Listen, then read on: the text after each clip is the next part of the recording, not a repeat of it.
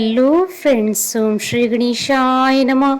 आप सभी का स्वागत है आपके अपने यूट्यूब चैनल पर। फ्रेंड्स, आज हम आपको इस वीडियो में बताने जा रहे हैं भाद्रपद मास की संकष्टी चतुर्थी की पौराणिक व्रत कथा, पूजा विधि, शुभ मुहूर्त, चंद्रोदय का समय, महत्व और संकष्टी चतुर्थी पर भगवान गणेश जी को प्रसन्न करने के लिए किए जाने वाले उपायों के बारे में।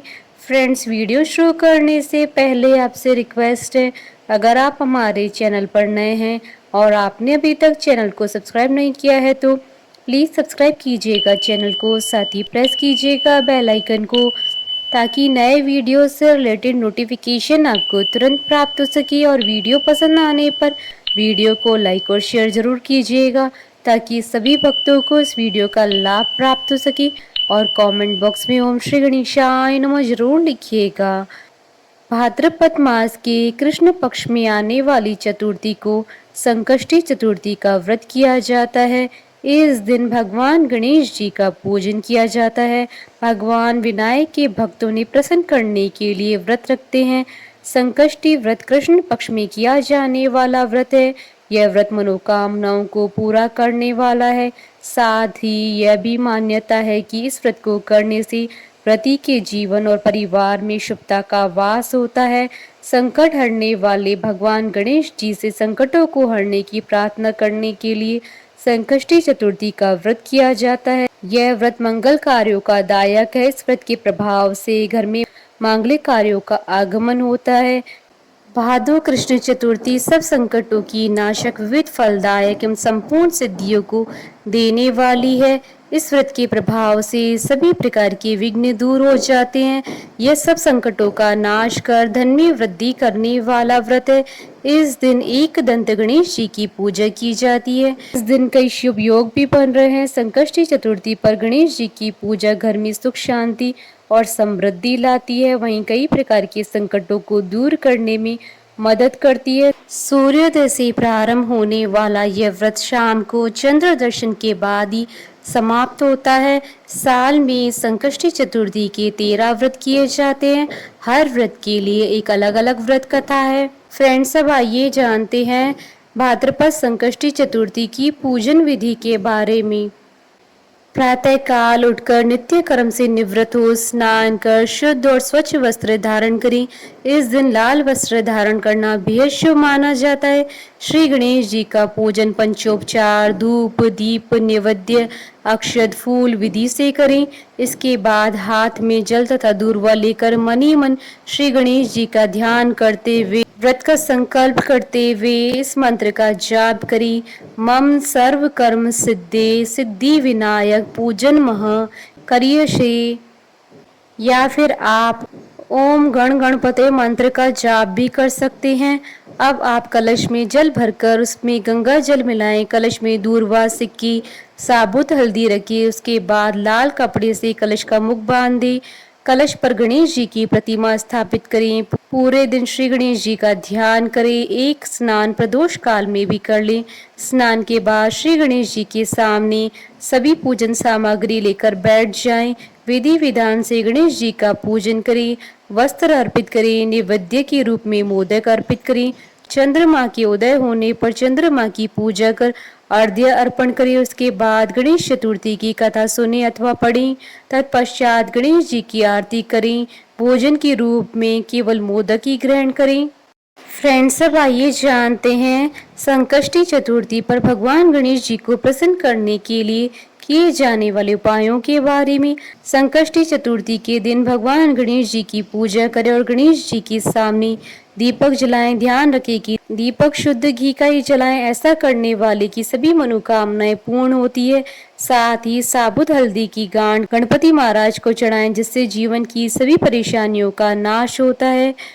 मोदक गणेश जी को बेहद प्रिय होते हैं, इसलिए संकष्टी चतुर्थी के दिन भगवान गणेश जी को मोदक जरूर चढ़ाने चाहिए। ऐसा करने से आपके जीवन में सुख समृद्धि आती है। सिंदूर की लाली गणेश जी को बहुत पसंद है, इसलिए गणेश जी को सिंदूर का तिलक लगाएं। इससे आपको गणेश जी की कृपा प्राप्त होगी। गणेश जी को सिंदूर चढ़ाते समय ओम गण गणपति नमो मंत्र का जाप करें। फ्रेंड्स, अब आइए जानते हैं साल 2024 की भाद्रपद मास की संकष्टी, गणेश चतुर्थी, बहुला चौथ, भादो चौथ और बड़ी चौथ की शुभ मुहूर्त के बारे में। हिंदू पंचांग के अनुसार साल 2024 में भाद्रपद मास की संकष्टी चतुर्थी और बहुला चौथ और बड़ी चौथ 22 अगस्त 2024 गुरुवार के दिन है।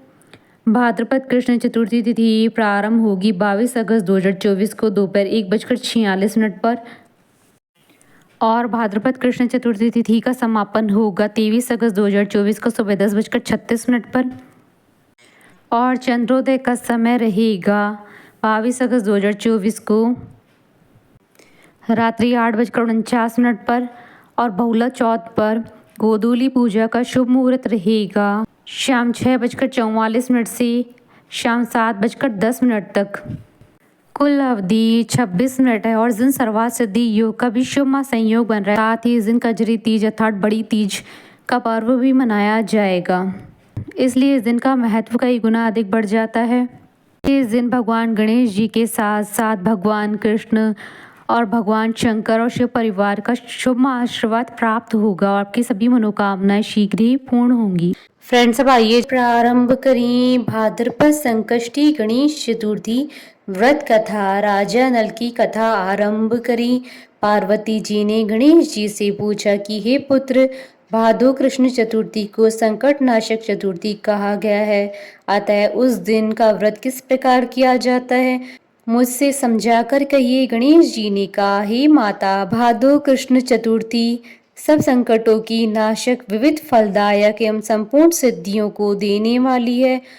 पूर्व वर्णित विधि से ही पूजा करनी चाहिए। हे पार्वती, इस व्रत में आहार संबंधी कुछ विशेषताएं हैं, उन्हें मैं बतला रहा हूँ। श्री कृष्ण जी कहते हैं कि हे युधिष्ठिर पुत्र की ऐसी बात सुनकर पार्वती जी ने उनसे पूछा कि आहार एवं पूजन में क्या विशेषता है, उसे कहिए। गणेश जी ने कहा कि गुरु द्वारा वर्णित प्रणाली से इस दिन भक्ति भाव से पूजन करिए। चतुर्थी के दिन प्रातः नित्य कर्म से निवृत्त हो व्रत का संकल्प लें।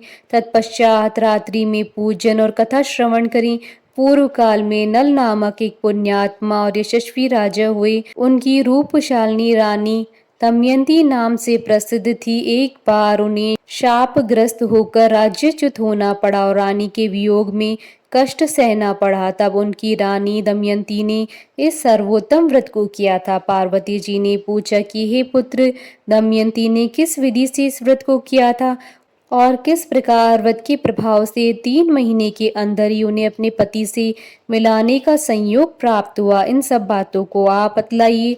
श्री कृष्ण जी ने कहा कि हे युधिष्ठिर, पार्वती जी के ऐसा पूछने पर बुद्धि के भंडार गणेश जी ने जैसा उत्तर दिया उसे मैं कह रहा हूँ, आप सुनिए। श्री गणेश जी कहते हैं कि हे माता, राजा नल को बड़ी बड़ी आपदाओं का सामना करना पड़ा। हाथी खाने से हाथी और घुड़साल से घोड़े का अपहरण हो गया।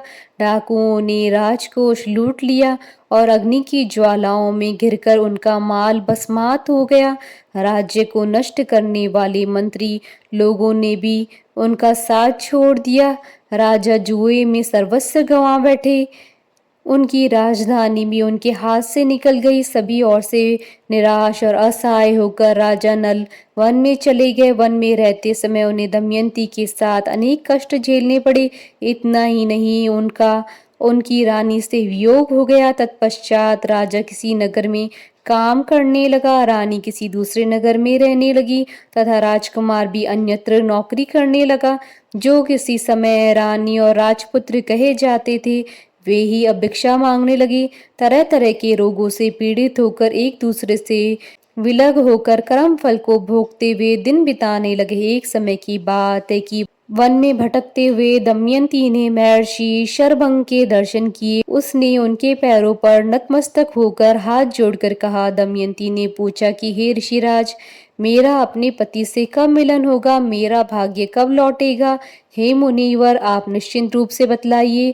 श्री कृष्ण जी कहते हैं कि दमयंती का यह उत्तम प्रश्न सुनकर शरभंग मुनि ने कहा कि हे दमयंती, मैं तुम्हारे कल्याण की बात बता रहा हूँ, सुनो। इससे घोर संकट का नाश होता है। यह सब कामनाएं पूर्ण करने वाला एक शुभदायक है। भादो मास की कृष्ण चतुर्थी संकट नाशन कही गई है। इस दिन नर नारियों को एक दंत गजानन जी की पूजा करनी चाहिए। विधि पूर्वक व्रत एवं पूजन करने से ही हे रानी तुम्हारी समस्त इच्छाएं पूर्ण होंगी। 7 महीने के अंदर ही तुम्हारा पति से मिलन होगा। यह बात मैं निश्चय पूर्वक कहता हूँ। गणेश जी कहते हैं कि शरभंग मुनि का ऐसा आदेश पाकर दमयंती ने भादों की संकट नाशनी चतुर्थी का व्रत प्रारंभ किया और तभी से बराबर प्रतिमास गणेश जी का पूजन करने लगी। 7 ही महीने में ही हे राजन, इस उत्तम व्रत को करने से उसे पति, राज्य, पुत्र और पूर्वकालीन वैभव आदि की प्राप्ति हुई। श्री कृष्ण जी कहते हैं, हे प्रथापुत्र युधिष्ठिर, इसी प्रकार इस व्रत को करने से आपको भी राज्य की प्राप्ति होगी और आपके सभी शत्रुओं का नाश होगा। यह निश्चय है। हे राजन, इस प्रकार मैंने सभी व्रतों में उत्तम व्रत का वर्णन किया। यह व्रत सब कष्टों का नाश करता व आपके भाग्य की वृद्धि करेगा। बोलिए भगवान श्री गणेश जी की जय। हमारे साथ इस वीडियो में अंत तक बने रहने के लिए आपका धन्यवाद। ओम श्री गणेशाय नमः।